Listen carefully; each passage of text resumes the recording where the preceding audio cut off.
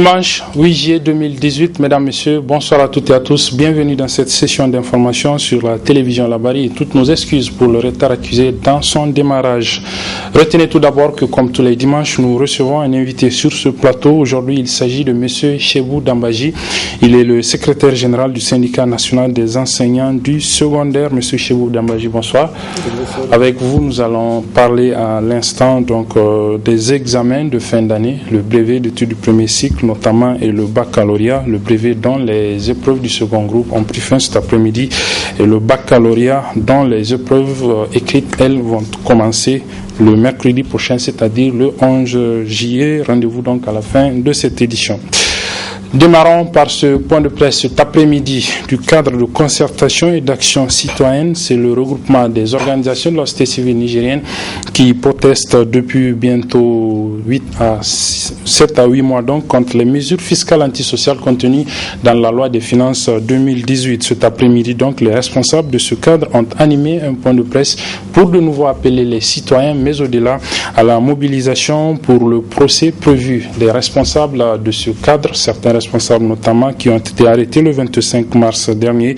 Leur procès qui est prévu donc pour ce mardi 10 juillet 2018 au niveau du tribunal de grande instance hors classe de Niamey. Je propose de suivre le résumé de ce point de presse. Ce 10 juillet 2018 sera peut-être la bonne date pour la tenue du procès des acteurs de la société civile arrêtés et incarcérés dans différentes prisons du pays dans le cadre de la lutte contre les mesures fiscales antisociales contenues dans la loi des finances 2018. Reporté une première fois pour, disait-on, permettre à la partie civile constituée à la dernière minute de prendre connaissance du dossier, le dit procès est attendu pour ce mardi. Et déjà, des signes annonciateurs de sa tenue effectives sont là. Certains détenus sont plus près du lieu du procès.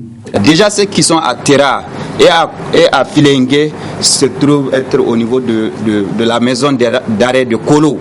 Les autres qui sont, par exemple, au niveau de Tilaberi et autres, seront demain à Niamey, Inch'Allah. Et ce transfèrement vise tout simplement à les approcher du tribunal de grande instance hors classe de Niamey. C'est ici que le procès va se tenir.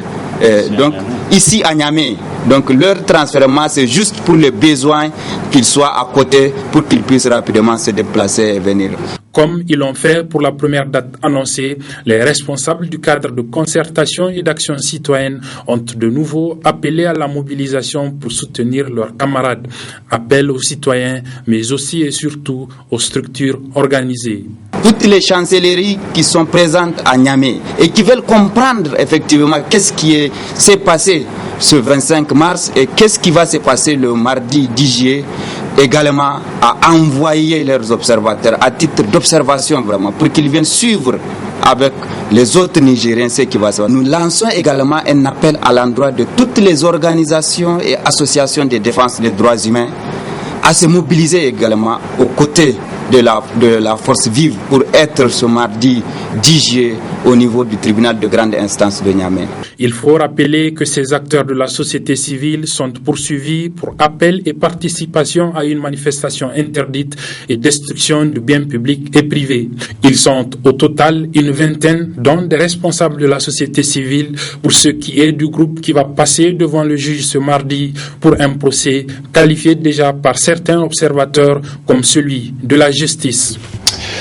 Au cours toujours de ce point de presse de cet après-midi, les responsables du cadre de concertation et d'action citoyenne ont tenu à répondre au ministre de l'Intérieur, Mohamed Bazoum, qui était hier invité de l'émission Grand Débat de la Voix du Sahel, la radio nationale. Il intervenait notamment sur la situation des activistes du cadre de la société, du cadre de concertation et d'action de la société civile nigérienne qui ont été arrêtés et détenus et dont justement le procès est prévu pour le mardi prochain. Je propose à cet effet d'écouter un extrait de l'intervention du Kakatouda en réponse au ministre Bazoum Mohamed hier sur la Voix du Sahel.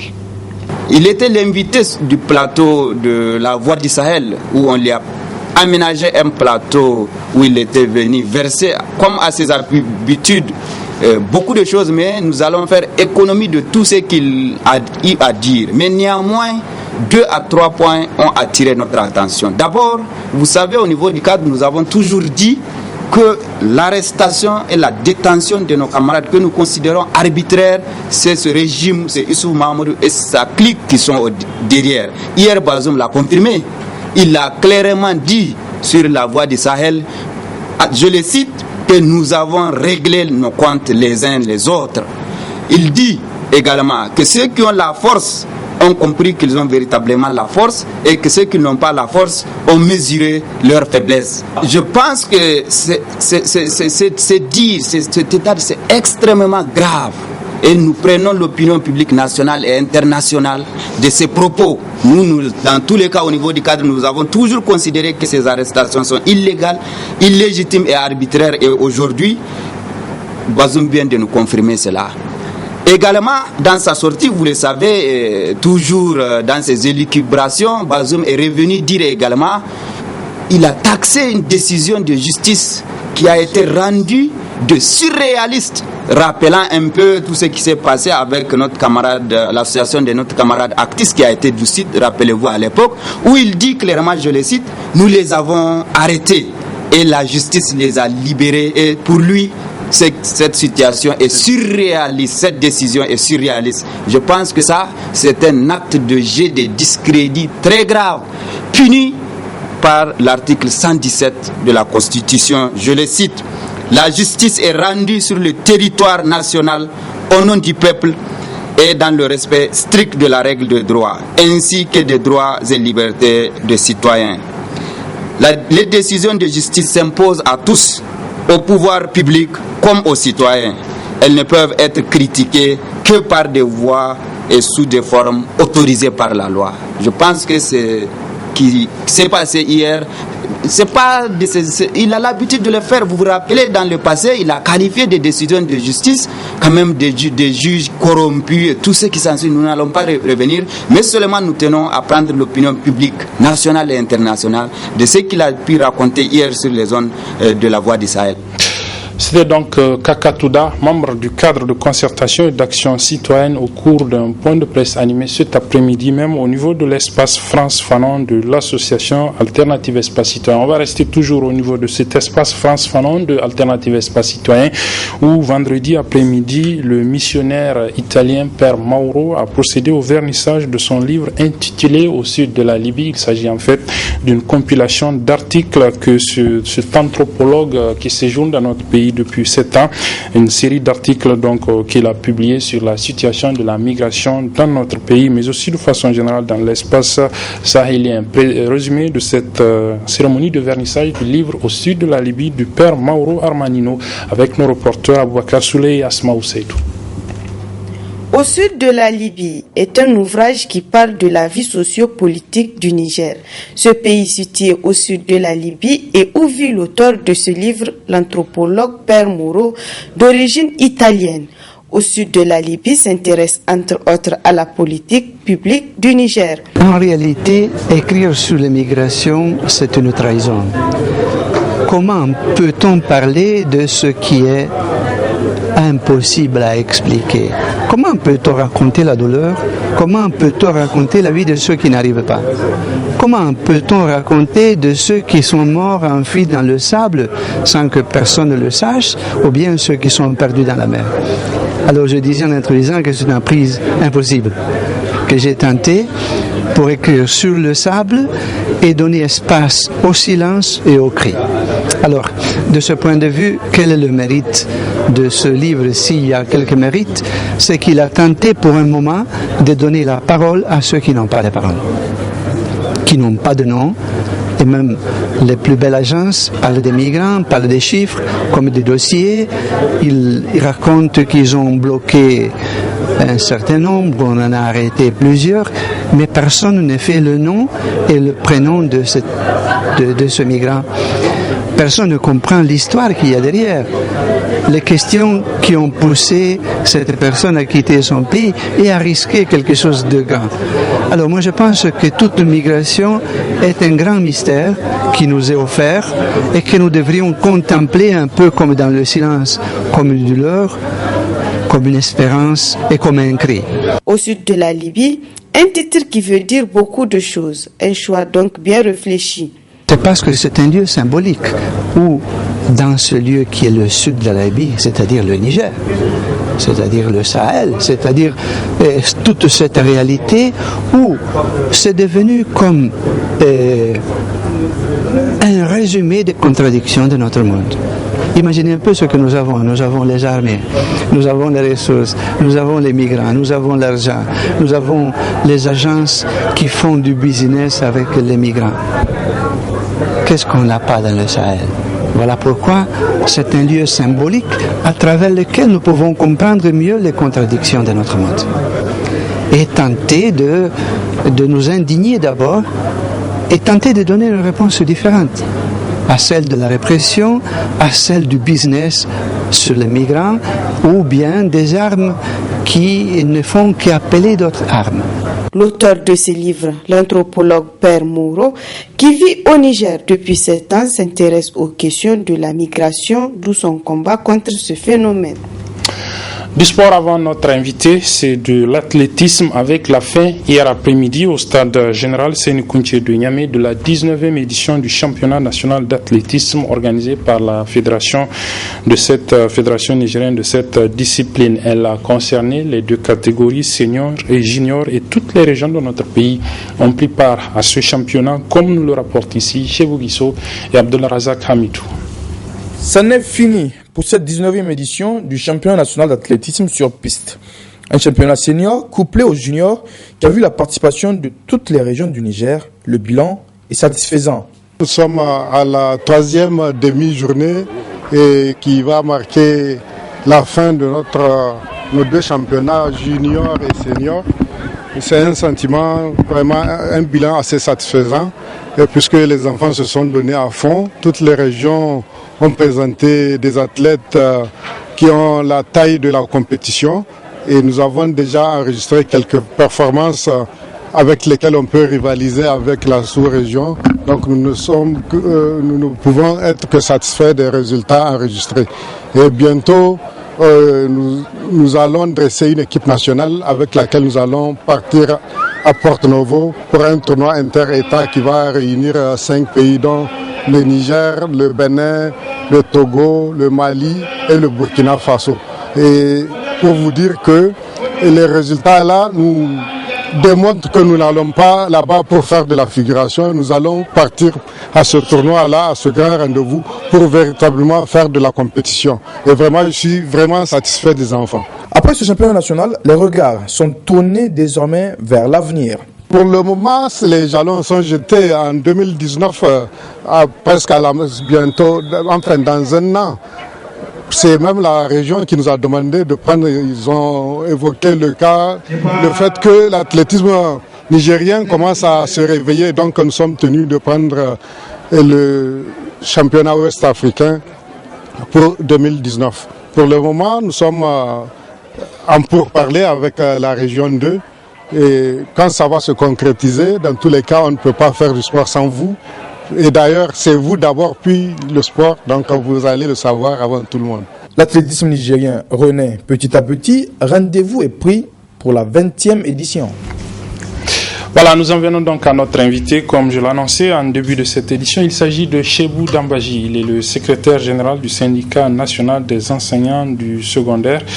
Monsieur Dambaji, encore une fois, bonsoir. Bonsoir. Et je le disais que nous allons échanger avec vous sur les examens de fin d'année scolaire, donc le brevet d'études du premier cycle et le baccalauréat, le brevet qui a déjà, donc, dont les épreuves ont déjà eu lieu et même les élèves qui sont admis au second groupe ont fini cet après-midi ces épreuves du second groupe. Mais avant d'entamer la discussion sur ces examens de fin d'année, je veux quand même vous donner une minute pour réagir à cette situation de vos camarades, puisque en tant que membre de la coalition Cause Niger Sénac, vous êtes aussi membre du cadre de concertation et d'action citoyenne, le CCAC, donc qui a appelé à nouveau à la mobilisation pour le mardi prochain à l'occasion du procès de vos camarades arrêtés le 25 mars dernier. Un mot sur cet autre appel dans la mobilisation pour le mardi. Alors, merci Razak.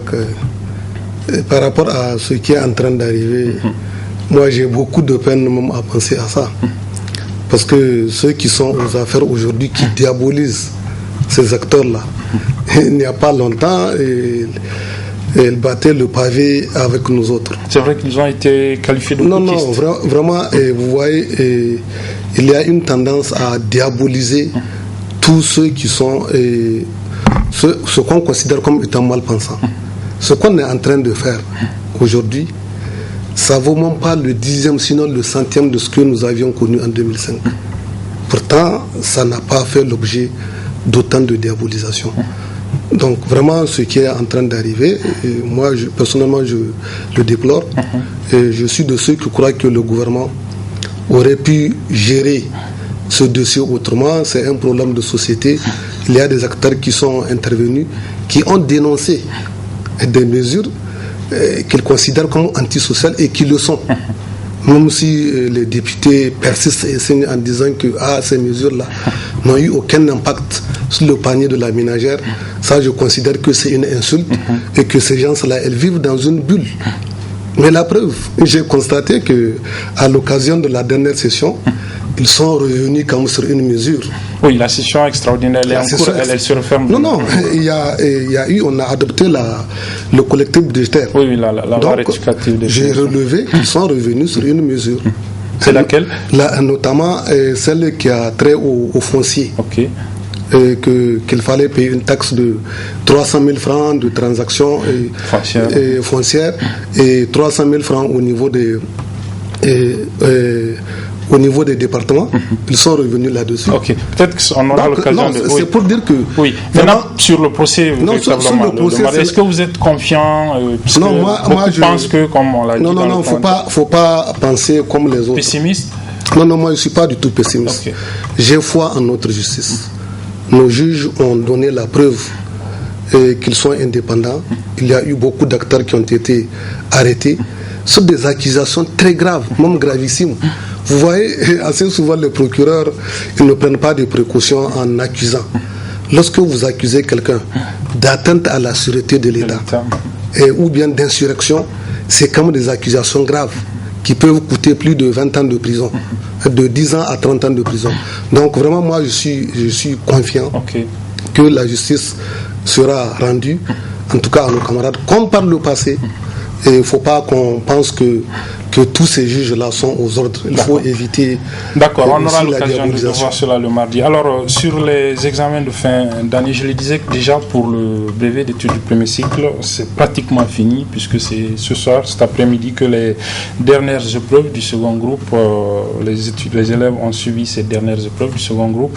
Alors, quel résultat, peut-être avant les définitifs, quelle appréciation globale vous faites en tant que syndicat des enseignants du secondaire, compris donc les élèves du secondaire, quelle appréciation globale vous faites des premières tendances? Bon, les résultats même, disons. Bon, il y a les résultats et il y a les conditions aussi. Oui, on va revenir aux conditions. Alors pour les résultats, en tout cas au vu des tendances, ça ne fera pas mieux que les années passées. Okay. Vous savez, quand on dit chez nous que le résultat est bon, il tourne autour de 40%. Oui. Or, dans l'enseignement, il y a une grille d'appréciation.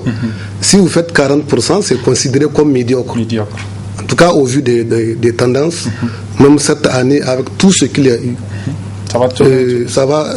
je m'attends à ce que ça tourne autour de 40%. Donc, on peut penser que c'est mieux que l'année passée. Okay. Mais en réalité, il y a des circonstances aussi qui peuvent expliquer ce mieux que par rapport à l'année passée. Peut-être qu'on va aller justement à ces circonstances. Non, je pense que vraiment les résultats ne sont pas bons. Okay. Lorsque vous voyez au niveau des centres, particulièrement où c'est des établissements du public, vous allez vous rendre compte que les résultats ne sont pas du tout bons. Okay.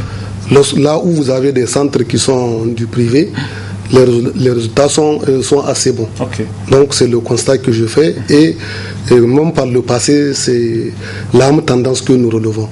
Mais lorsqu'on aura le résultat global, on va se rendre compte que ces résultats-là sont médiocres. Pendant que ailleurs, lorsque vous faites 80% au BPC, mais ailleurs, là, moi, je pense à la France. Ouais.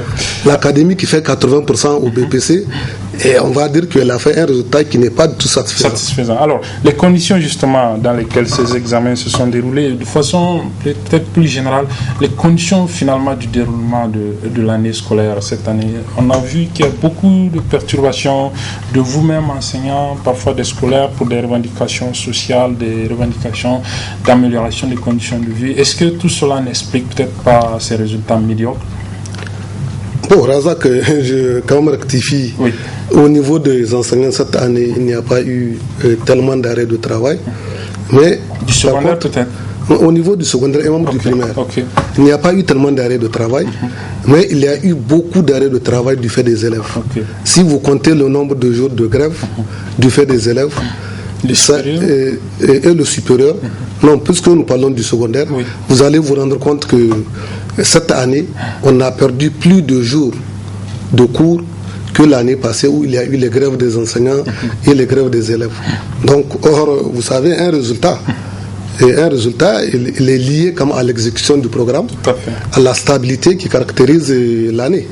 Or, il se trouve que, particulièrement au niveau du public, cette année, les programmes n'ont pas pu être exécutés à temps. Non, si vous demandez aux enseignants, ils vont vous dire qu'ils ont fini les programmes. Certes, ils ont fini les programmes, mais dans quelles conditions? Si on a prévu 9 mois, 880 heures pour faire le programme, c'est pour que l'élève puisse s'exercer, puisse bien digérer et aller aux examens. Donc vraiment, ces piètres résultats, cette année aussi, s'expliquent essentiellement par la prestation, du moins par l'instabilité qui caractérise le public. Du reste, vous savez, assez souvent les gens du privé disent qu'ils ont fait des résultats exceptionnels. Mais il faut que l'opinion sache que 99% de ceux qui enseignent au niveau du privé sont des enseignants relèvent du public. Donc c'est pour dire que c'est possible aussi. Non, c'est possible s'il y a les conditions minimales de stabilité et aussi d'environnement. L'environnement est académique. Parce que vous savez, il y a des réalités qui ne se disent pas comme aurait dit l'autre.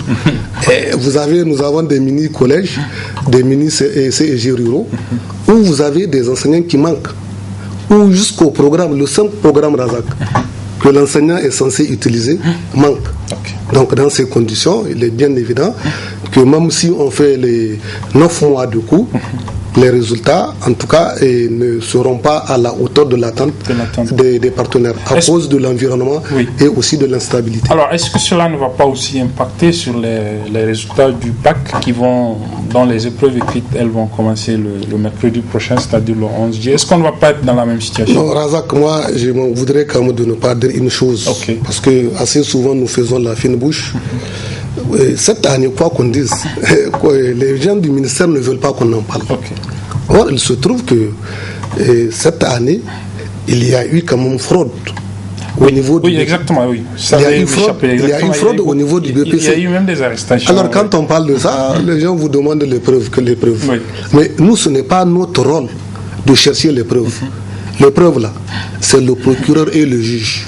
À partir du moment où on a pris des élèves la main dans le sac, et avec des corrigés des épreuves, c'est ce que nous appelons fuite.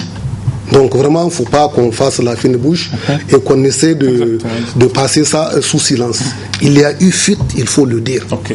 Dès qu'il y a fuite, il est bien évident qu'il y a eu des bénéficiaires que sont les élèves. Mais les élèves ne sont pas responsables de la fuite. Tout à fait. Les responsables de la fuite, ce sont les cadres du ministère de l'enseignement secondaire qui ont en charge l'organisation du BPC. Peut-être pourquoi ils ne veulent pas qu'on en parle? Non, mais ils ne peuvent pas nous empêcher d'en parler. Mais à partir du moment où c'est un décret qui détermine et qui définit la fraude. Donc lorsque nous parlons, nous ne faisons pas de jugement de valeur.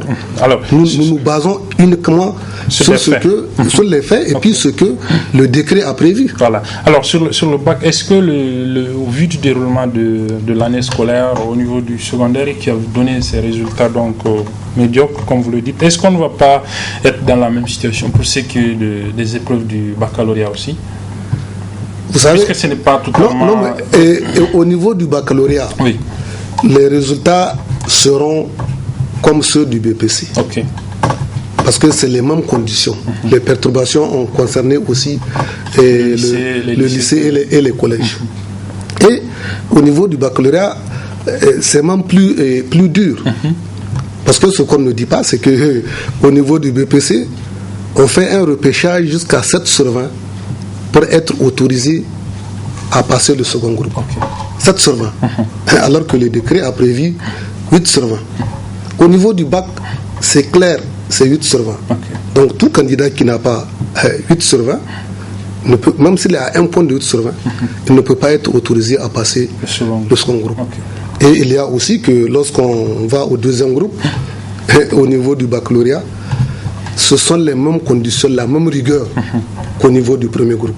Il y a des jurys, on s'est rendu compte, notamment les séries D. Vous avez certains jurys où vous avez 50% des élèves autorisés au deuxième groupe qui échouent. Alors qu'au niveau du BPC, même si ce n'est pas dit ouvertement, tacitement, les autorités demandent à ce que tous ceux qui sont admis au deuxième groupe, qui ont 7 sur 20, pendant que nous, dans nos classes, on ne passe qu'avec 9,50 de moyenne, donc on les laisse passer. Vous voyez le paradoxe. Pendant qu'on dit qu'on veut de la qualité, on veut des enseignants de qualité, ce que nous faisons en termes de pratique au niveau de nos gouvernants. Alors, maintenant, de façon globale, peut-être qu'on va finir sur cela. Est-ce que véritablement, à l'allure où vont les choses, notre système éducatif qui est miné par beaucoup de mots, il faut le dire, que vous, en tant que syndicat regroupé dans les différentes structures, vous avez dénoncé. Est-ce qu'à l'allure où vont les choses, il peut se normaliser? Parce qu'on a constaté quand même une sorte de réticence des autorités actuelles et peut-être même celles passées à prendre véritablement cette question de la qualité du système éducatif, de la qualité de l'éducation de façon générale, à l'affronter véritablement pour qu'on ait un système éducatif de qualité. Est-ce qu'à l'allure où vont les choses, ça semble se normaliser? Honnêtement, Razak, je te répondrai non. Parce qu'il y a, à mon avis, 2 conditions. La première condition, c'est de créer les conditions de stabilité de notre système éducatif, à tous les niveaux. Donc, qu'il n'y ait pas d'enseignants, de grève d'enseignants, qu'il n'y ait pas de grève des élèves. Et la deuxième condition fait appel aux ressources financières. Or, nos hommes politiques, là, tout ce qu'ils disent là, vous partez sur le terrain, mais vous serez déçus. Or, la qualité a un prix. Si vous voulez qu'il y ait qualité de l'enseignement, si vous voulez qu'on redresse le système, il faut former les enseignants, pas faire comme ce que le ministre de l'enseignement primaire a fait. Ça relève de la démagogie vraiment crasse. Parce que vraiment, il faut faire les choses dans les règles de l'art. Nous avons des outils au niveau de l'enseignement pour suivre un enseignant et améliorer ses compétences. Donc, si l'État ne met pas les moyens, il a beau parler de qualité de l'enseignement. Parce que la qualité suppose non seulement la stabilité, mais il faut acheter des manuels, il faut recycler les enseignants, il faut créer les conditions pour que ceux qui sont censés évaluer le système puissent être sur le terrain. Mais je vous assure, Razak, il n'y a rien de tout cela. Donc, au vu de tout ça, on est pensé à croire que nos gouvernants, ils disent une chose, ils tiennent des discours très alléchants sur l'éducation. Mais dans les faits, à l'épreuve des faits, nous nous rendons compte que vraiment ils ne font pas grand-chose. Si nous voulons la qualité de l'enseignement, il faut nécessairement passer par là. Mais vous avez des pays qui mettent 50% de leur budget. Le Sénégal, là, il met au moins 40% de son budget. Ici, officiellement, c'est prévu que c'est 25%. C'est prévu 25%, mais ils n'ont jamais atteint 15%. Merci donc, Chebou Dambaji. Je rappelle que vous êtes le secrétaire général du syndicat national des enseignants du secondaire. Avec vous, nous sommes revenus un peu sur la fin de l'année scolaire avec les différents examens de fin d'année, le brevet d'études du premier cycle notamment et le bac dont les épreuves écrites sont prévues pour le mercredi prochain, le 11 juillet notamment. Merci encore une fois. Merci aussi à vous, chers téléspectateurs, qui nous avez suivis. Très bonne suite des programmes sur la télévision La Bari.